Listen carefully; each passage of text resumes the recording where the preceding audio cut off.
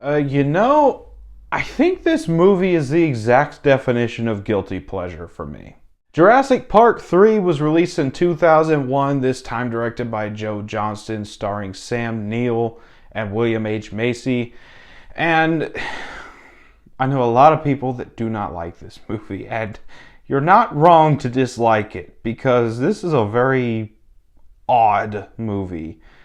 But it's still better than the Jurassic World sequels. So let's go ahead and get into this movie, starting off with the good. And honestly, there's just a lot that I like in this movie.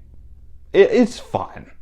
First of all, Sam Neill, really good in this movie. I love him coming back as Alan Grant. As I stated in my review for the first movie, Alan Grant has always been my favorite protagonist of this franchise. No problem with being an Ellie Sattler fan or an Ian Malcolm fan. If you're an Owen fan, we're going to have a talk. But Alan Grant has always been my favorite. Really enjoy what he does here. Now, this is a little bit of a sillier role for him as compared to the fallout for Ian Malcolm's character in The Lost World, where Ian Malcolm was very clearly scarred by what happened in the first movie. Alan Grant still is, but there's some very silly scenes that showcase his trauma, specifically with the raptor speaking to him in a dream. What? Yeah, I really enjoyed Sam Neill. I really thought that he was really good here. William H. Macy as well.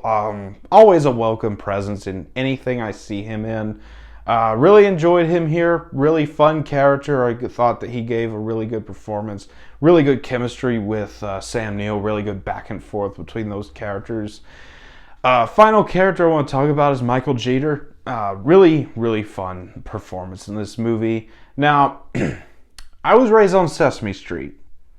Michael Jeter played Mr. Noodle in the Elmo's World segment of Sesame Street. So seeing him get his neck snapped by a velociraptor when I first saw this movie, I'm like, no, they killed Mr. Noodle. Why would they do that? But, yeah, really enjoyed him. Good performance here. The action is really good. I really enjoy the action for what they give us here. The dinos still look really good. Now, this is where they started to veer off into CGI territory.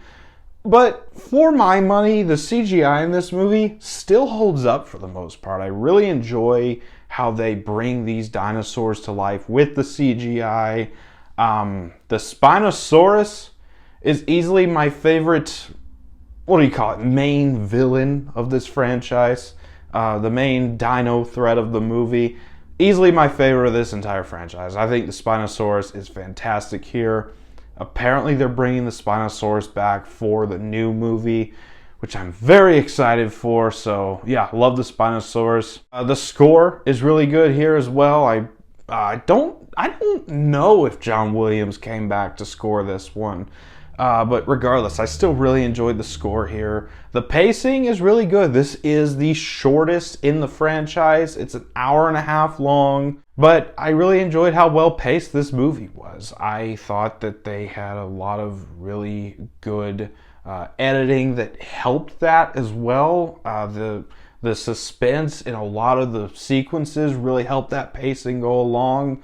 And honestly, this is probably the scariest in the franchise, in my opinion, because of the Spinosaurus. That sequence where they're on the boat, and the Spinosaurus, you could see its fin just swimming in the river, lake, whatever it was.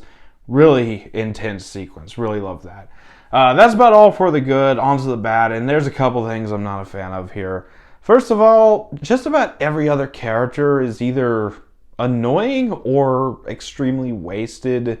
Tia Leone's character can go. I did not like her in this movie.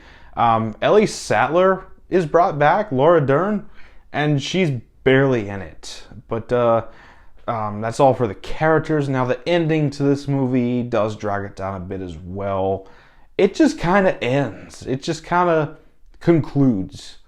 Also, there's some spots, not the whole movie, but some spots where it just feels like there's no stakes. Like, These characters are just kind of invincible. But that's about all for the bad. On to the final thoughts. I really enjoyed Jurassic Park 3.